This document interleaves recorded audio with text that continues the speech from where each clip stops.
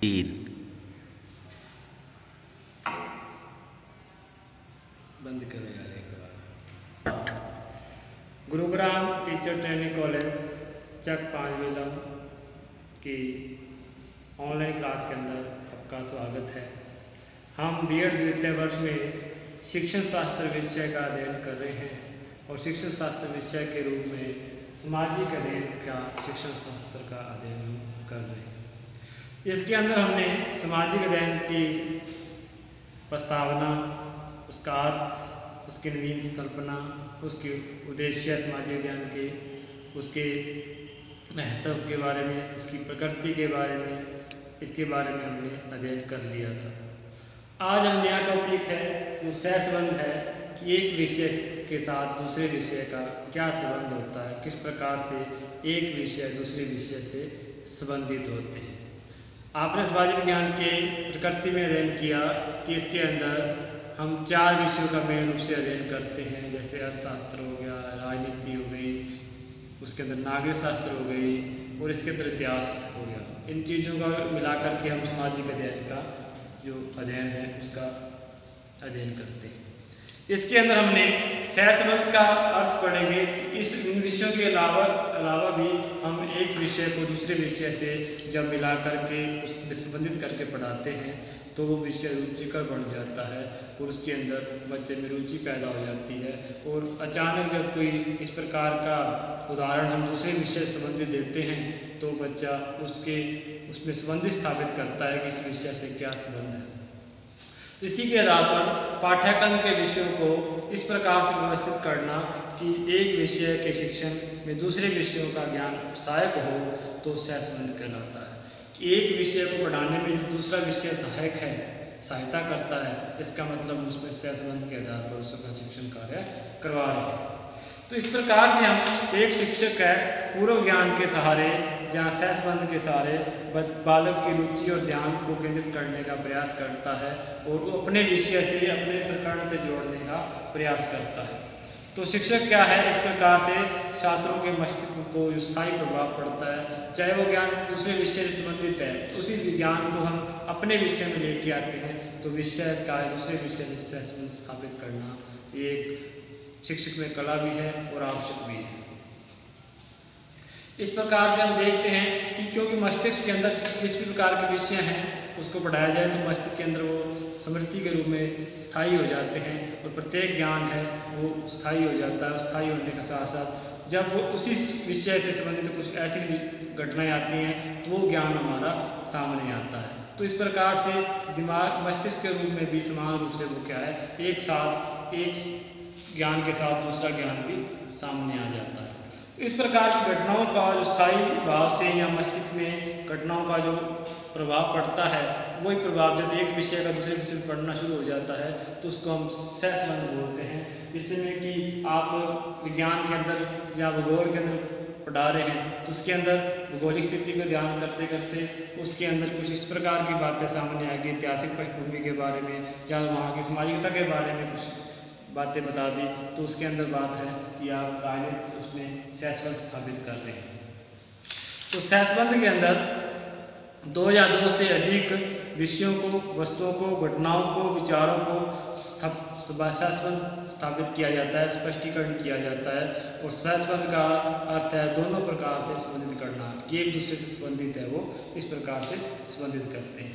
तो इस प्रकार से सबसे पहले जो सहसंबंध की धारणा दी थी वो हर्बर्ट ने दी थी। हर्बर्ट ने शिक्षा क्षेत्र में सहसंबंध अथवा समन्वय का सर्वप्रथम प्रयोग किया था। हर्बर्ट ने कहा था कि शिक्षा के अंदर सहसंबंध होना चाहिए और इससे एक विषय को पढ़ाते समय यदि उसका सहसंबंध अन्य विषयों से स्थापित कर दिया जाए तो वह विषय अधिक आकर्षक और रुचिकर लगेगा। यानी कि एक विषय को पढ़ाते हुए यदि हम दूसरे विषय का ज्ञान उसके अंदर लेके आते हैं तो हम उसके अंदर क्या है उसमें सहसंबंध स्थापित कर लेंगे। यदि हम कोई अर्थशास्त्र के रूप में किसी चीनी के बारे में, उत्पादन के बारे में, चीनी के उत्पादन के बारे में सर्च कर रहे हैं तो अब आप उसकी भौगोलिक स्थिति को देखें कि चीनी कहाँ से आती है, गन्ने से बनती, गन्ना है तो गन्ने की भौगोलिक स्थिति क्या हो सकती है। तो एक अर्थशास्त्र का ज्ञान प्राप्त करते करते हम उससे संबंधित भौगोलिक ज्ञान भी प्राप्त करते हैं तो हम उसको सहसंबंध स्थापित करेंगे, उसके अंदर सहसंबंध कहलाएगा। इसी प्रकार से ऐतिहासिक पृष्ठभूमि को देखते हुए या राजनीति का ज्ञान प्राप्त करते हुए उसकी ऐतिहासिक पृष्ठभूमि को देखते हैं तो वो सहसंबंध स्थापित होगा। इसी प्रकार से यदि कविताओं के माध्यम से हम हिंदी में कविताएं पढ़ रहे हैं, उस कविताओं के माध्यम से उसकी ऐतिहासिक घटनाओं के बारे में अध्ययन करना शुरू कर दें, टीचर कराना शुरू कर दें, तो वो सहसंबंध स्थापित होगा। तो सहसंबंध के अंदर हमने हर्बर्ट ने इसके बारे में जो शुरुआत की थी शिक्षा के क्षेत्र में, उसके बाद में कुछ परिभाषाएं और विद्वानों ने दी थी। जैसे बर्नार्ड ने लिखा था कि समन्वय का मतलब सहसंबंध से है विद्यालय के विभिन्न विषयों का यथावत एक दूसरे से संबंधित करने का प्रयास करता है। तो समन्वय या सहसंबंध है विद्यालय के जो विभिन्न विषय होते हैं उनको जितना संभव हो सके एक दूसरे से संबंध स्थापित या संबंधित करने का प्रयास करना है। तो सहसंबंध एक प्रकार से एक विषय को दूसरे विषय से संबंधित करना है या उसके एक विषय के ज्ञान को दूसरे विषय में सम्मिलित करते हुए पढ़ाना है, ताकि जो ज्ञान है वो स्थायी हो सके, रुचिकर हो सके और व्यापक भी हो सके। इसमें दूसरे जो विद्वान है डम्बिल के शब्दों में इसने कहा था कि एक विषय को दूसरे विषय के अधीन करने के सिद्धांत को साधारणतः समन्वय के नाम से संबोधित करते हैं।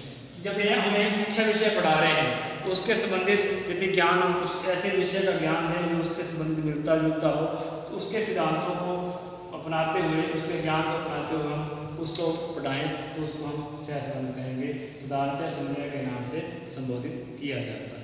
तो इस प्रकार से सहसंबंध है जो वो एक विषय का दूसरे विषय से सहसंबंध है, दूसरे विषय को पढ़ाया जाता है। इसमें एक प्रकरण भी हो सकता है, एक प्रकरण को पढ़ाते पढ़ाते हम दूसरे विषय का उस दूसरे किसी प्रकरण की सहायता लें, दूसरे विषय की सहायता लें या दूसरी घटनाओं की सहायता लें। इस प्रकार से सहसंबंध स्थापित करना भी हम क्या है उसके अंदर बढ़ा सकते हैं, उसके रुचिकर बना सकते हैं। अब है सहसंबंध के प्रकार। हालांकि सहसंबंध है उसके अंदर एक विषय का दूसरे विषय से, हम सामाजिक विज्ञान के अंदर देख लिया कि सामाजिक विज्ञान के अंदर इतिहास की पृष्ठभूमि भी है, राजनीति की भी है, दर्शन शास्त्र की भी है। तो ये सहसंबंध हर विषय के अंदर पाया जाता है। ऐसा नहीं सामाजिक विज्ञान के अंदर ही हम सभी विषयों का अध्ययन करते हैं। यदि हम हिंदी का अध्ययन करेंगे उसके लिए भी अन्य विषय सहायक होंगे। यदि हम इसके अंदर उस विज्ञान का अध्ययन करेंगे तो भी हमें जो सामाजिक अध्ययन की जो पृष्ठभूमि है वो हमारे लिए सहायता करेगी। तो हम सहसंबंध के प्रकार के बारे में अध्ययन करें तो इसके अंदर मुख्य रूप से 3 प्रकार आते हैं। 3 प्रकार कौन से आते हैं? तो इसमें वर्टिकल है, हॉरिजॉन्टल है और लाइफ या जीवन से संबंधित है। यानी कि एक तो है शीर्षात्मक सहसंबंध, तो अपने लिखते हैं सहसंबंध के प्रकार।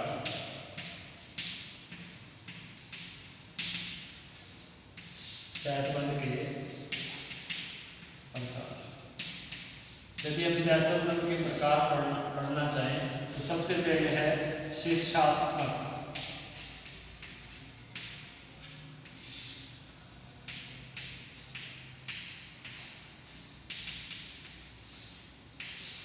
शीर्षात्मक सहसंबंध से क्या तात्पर्य है?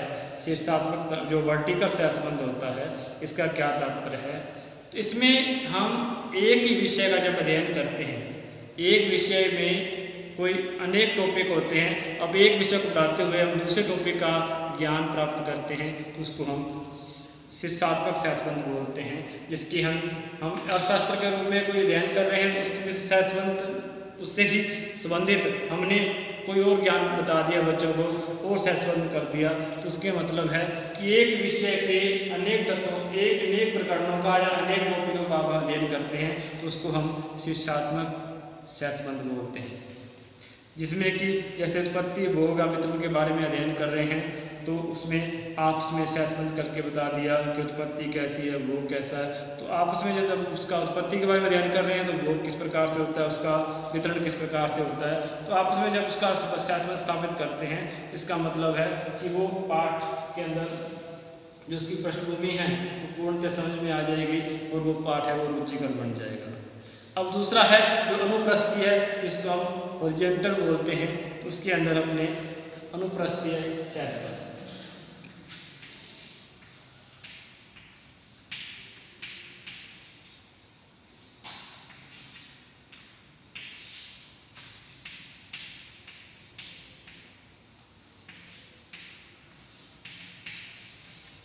अनुप्रस्थीय सहसंबंध के अंदर क्या है?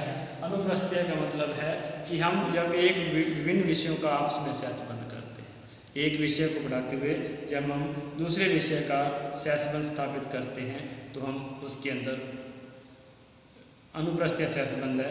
इसका मतलब ये है कि हम इतिहास को पढ़ा रहे हैं तो राजनीति का सहसंबंध स्थापित कर लिया, या आपने उसका भौगोलिक स्थिति को बता दिया कि राजनीति भूगोल को किस प्रकार से प्रभाव करती है, कोई राजनीति का जो उत्पत्ति हुई है तो उसके लिए किस प्रकार की ऐतिहासिक घटनाएं उसके अंदर निर्भर करी जाए, किस प्रकार की ऐतिहासिक घटनाएं उस पर प्रभाव डालती है। इस प्रकार की बातें हैं जो हम इसके अंदर सहसंबंध स्थापित करते हैं, जिसके अंदर एक विषय का हम दूसरे विषय से सहसंबंध स्थापित करते हैं।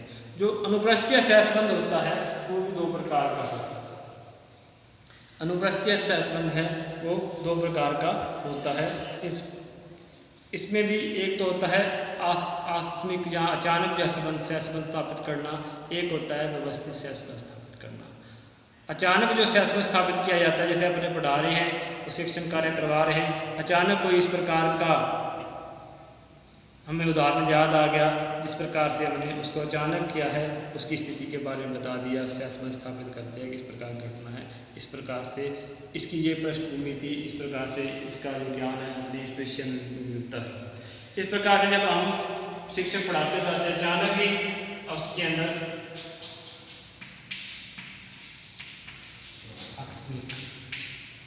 आकस्मिक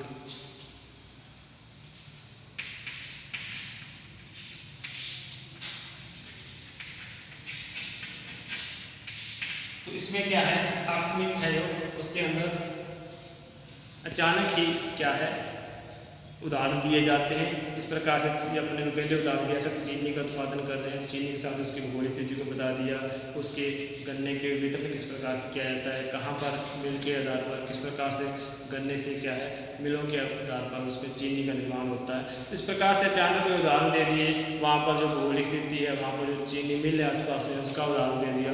इस प्रकार से एकदम से जो अचानक जब उदाहरणों के माध्यम से अचानक किसी विषय का ज्ञान दे दिया जाता है तो उसको हम आकस्मिक क्या है सहसंबंध बोलते हैं।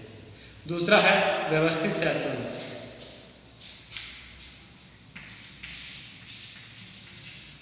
व्यवस्थित सहसंबंध, व्यवस्थित सहसंबंध के अंदर हम एक विषय को व्यवस्थित रूप से दूसरे विषय का ज्ञान हम व्यवस्थित रूप से कि इसके अंदर किस प्रकार से हम दूसरे विषय से सहसंबंध कर सकते हैं, शिक्षक को जो सोचना पड़ता है उसको पहले ही प्लान किया जाता है कि हम किस प्रकार से उसको व्यवस्थित रूप से दूसरे विषय का भी ज्ञान दे सकते हैं, किस प्रकार से पाठ्य सामग्री को पढ़ाया जाए जिससे कि दूसरे विषय का ज्ञान हमें दिया जा सकता है, दूसरे विषय से सहसंबंध स्थापित किया जा सकता है। इस प्रकार से हम इसके अंदर दूसरे विषय को व्यवस्थित रूप से ज्ञान देते हैं जिससे कि बालक को ये लगता भी नहीं है कि हम किसी और विषय में ज्ञान प्राप्त कर रहे हैं और हम दूसरे विषय से उसको संबंधित करके उस पाठ्यक्रम को हम रुचिकर बना देते हैं। इस प्रकार से हम व्यवस्थित सहसंबंध प्लान वे में काम करते हैं। इस प्रकार से तीसरा है जीवन से सहसंबंध। जीवन से सहसंबंध,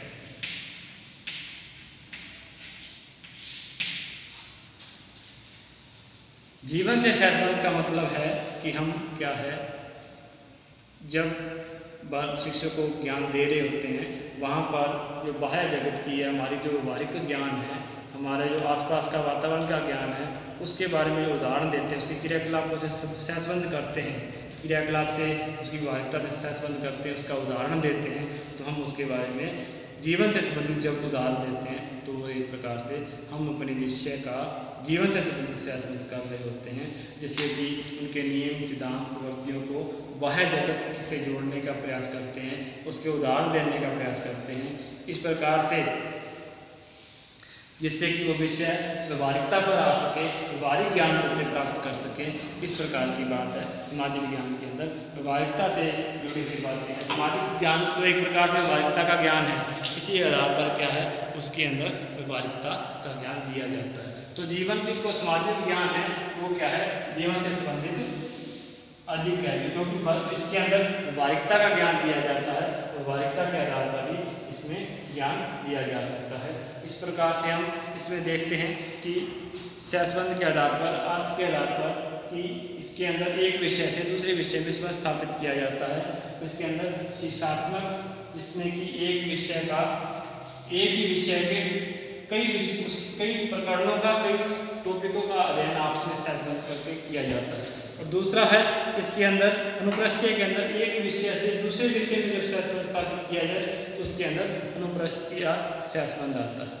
और तीसरा है इसके अंदर अपने दो का है कि अचानक जब किसी का उदाहरण दे दिए पढ़ाते, जब हम पढ़ा रहे हैं, शिक्षक पढ़ा रहा है, तो अचानक कोई उदाहरण आ गया, उसको हम आकस्मिक क्या है उसके अंदर सहसंबंध करेंगे। यदि हम उसको पहले से प्लान वे के अंदर सहसंबंध स्थापित करते हैं, व्यवस्थित करते हैं, तो व्यवस्थित सहसंबंध है। उसी के बाद में यदि हम उसी को पढ़ा रहे हैं, उसके अंदर जीवन से संबंधित जो क्रियाकलाप है उनको सहारा लेते हुए हम शिक्षण कार्य करवाते हैं, तो जीवन से सहसंबंध स्थापित करते हैं। इस प्रकार से हम इसके बारे में सामाजिक ज्ञान के सहसंबंध के उद्देश्यों के बारे में अध्ययन करेंगे। सहसंबंध के उद्देश्यों के बारे में क्या है, तो सहसंबंध के उद्देश्य क्या हो सकते हैं। तो सहसंबंध के उद्देश्यों के बाद में अपने देखते हैं कि इसके अंदर लिखते हैं अपने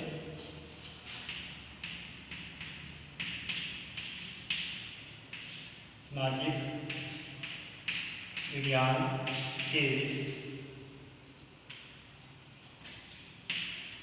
सहसंबंध के उद्देश्य।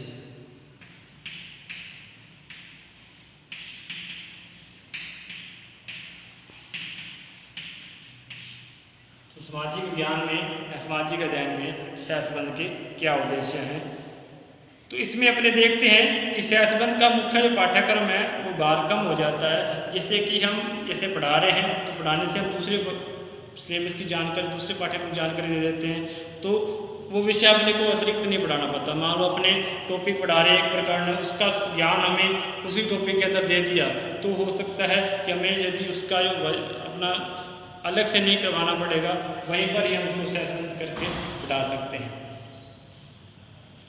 इसमें क्या है, यदि अपने कहें कि वर्तमान समय में सहसंबंध का उद्देश्य पाठ्यक्रम का भार कम करना है, तो वर्तमान समय में विद्यालय में पढ़ाए जाने वाले विषयों की संख्या बहुत बढ़ गई है, जिससे कि शिक्षण सहसंबंध अभाव बहुत ही कठिन हो गया है। तो सबसे पहले है कि पाठ्यक्रम का भार कम करना, पाठ्यक्रम का भार कम करना। हम देखते हैं कि पाठ्यक्रम का भार कम होता है, क्योंकि हम जब एक दूसरे से संबंधित करके पढ़ाएंगे, एक टॉपिक को दूसरे से संबंधित करके पढ़ाएंगे, तो एक तरह से अच्छी तरह समझ भी आएगा, और उसमें जो टॉपिक वहाँ पर हो चुका है तो दूसरी जगह अलग से करवाने की जरूरत नहीं पड़ेगी। दूसरा है इसका उद्देश्य शिक्षण को रुचिकर बनाना है, शिक्षण को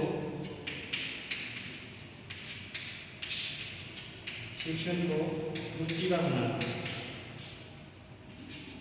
क्योंकि जब एक विषय का संबंध हम दूसरे विषय से करेंगे जिसका कि बालक को ज्ञान है, उसमें रुचि पैदा होती है, तो जब हम एक विषय को दूसरे विषय से सहसंबंध करके पढ़ाएंगे तो वो विषय अधिक समझ में आएगा, उसको उसकी पृष्ठभूमि भी समझ में आएगी, उसके ऐतिहासिक बैकग्राउंड समझ में आएगा, उसका जो अन्य विषय में उसका ज्ञान प्राप्त कर रखा है उसको वो सहसंबंध करेगा, स्मरण करेगा, तो वो विषय समझ में आएगा, उसके अंदर रुचि पैदा होगी।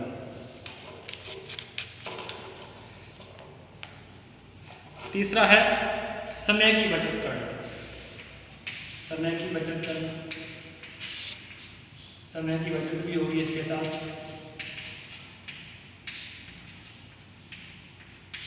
जैसा कि मैंने पहले भी बात की थी कि जो पाठ्यक्रम का जब हम एक विषय को दूसरे विषय से सहसंबंध करके पढ़ाएंगे तो उसके अंदर हमें समय की बचत होगी। समय जो एक विषय, एक टॉपिक जो हमने पहले करवा दिया उसको दोबारा करवाने की जरूरत नहीं पड़ेगी, उससे क्या है समय की बचत भी होगी, जिसके कारण क्या है समय कम लगेगा। इसके कारण ही क्या है स्टार्ट। तो आगे अपने करते हैं कि सहसंबंध के द्वारा पाठ्यक्रम में भार कम होगा, क्योंकि एक विषय का जब ज्ञान हम अनेक विषय ज्ञान एक ही जगह दे देंगे तो भार वजन कम होगा, उसका कार्यभार कम होगा। तो एक विषय को रुचिकर बनाना है, रुचिकर बनाने के लिए हम एक विषय को दूसरे विषय से संबंधित करते हैं। समय की बचत होगी, क्योंकि जब एक ही विषय को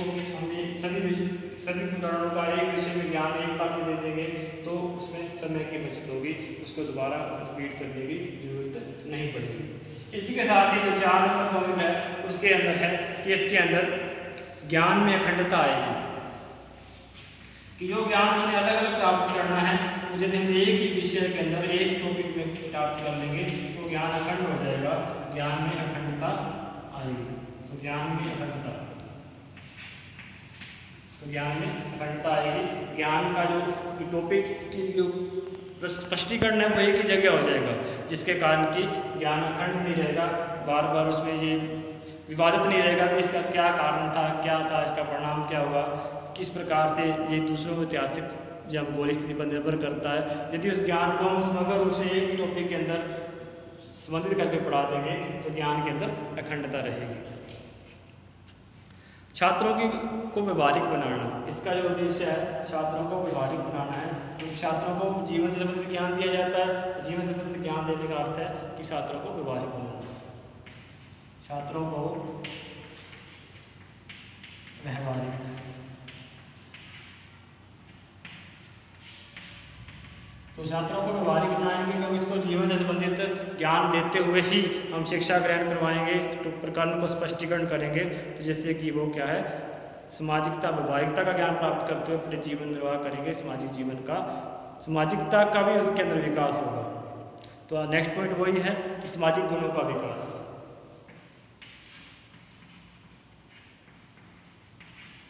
सामाजिक गुणों का विकास। तो इससे क्या है, जब व्यवहारिकता का ज्ञान होगा, व्यवहारिकता के ज्ञान के साथ साथ ही वो सामाजिक गुणों का विकास करेंगे। कई विषयों को एक साथ पढ़ेंगे, एक साथ सहसंबंध करके पढ़ेंगे, तो उसमें सामाजिकता के गुण, नैतिकता गुण, ऐतिहासिकता को समझना, भौगोलिक स्थिति को समझना और आपस में जो सहानुभूति सहयोग है, इस प्रकार के जो गुण का विकास होगा तो वो सामाजिक गुणों का भी विकास करेंगे। साथ है संकीर्णता की भावना को दूर रखना, जो संकीर्णता की भावना है वो भी दूर होगी।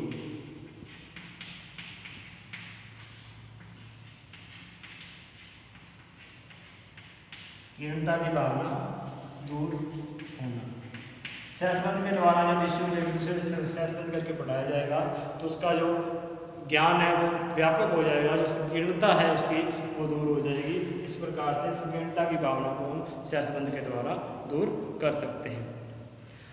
लास्ट पॉइंट इसका मानवीय संबंधों को समझना, मानवीय संबंधों को समझना।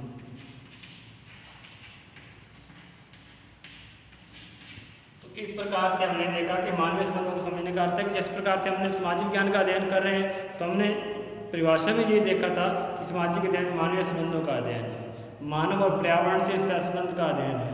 तो जब हम सामाजिक ज्ञान के अंदर, सामाजिक अध्ययन के अंदर कई विषयों का अध्ययन करके पढ़ेंगे तो उसके अंदर जो मानव की आर्थिक क्रिया, सामाजिक क्रिया, ऐतिहासिक क्रियाएं, इतिहास में किस प्रकार से मानव का निवास था, ये सारी जब क्रियाएं पढ़ेंगे तो उसका मानवीय संबंध किस प्रकार के होने चाहिए, उसकी सामाजिकता किस प्रकार की होनी चाहिए, किस प्रकार से नैतिकता का ध्यान रखते हुए हमारे अंदर जो नैतिक गुण है उनका विकास करना है, ये सारे विकास सामाजिक ज्ञान के अंदर जब हम एक विषय को दूसरे विषय से सहसंबंध करते हुए पढ़ेंगे तो उसमें मानवीय संबंधों का ज्ञान को समझने में सहायता मिलेगी। इस प्रकार से हम देखते हैं कि पाठ्यक्रम का भार कम होगा, शिक्षण में रुचि बनेगी, समय की बचत होगी, ज्ञान का अखंडता आएगी, छात्रों को व्यवहारिक ज्ञान बनेगा, सामाजिक गुणों का विकास होगा, संकीर्णता की भावना को दूर होगी और मानवीय संबंधों को समझने में सहायता मिलेगी।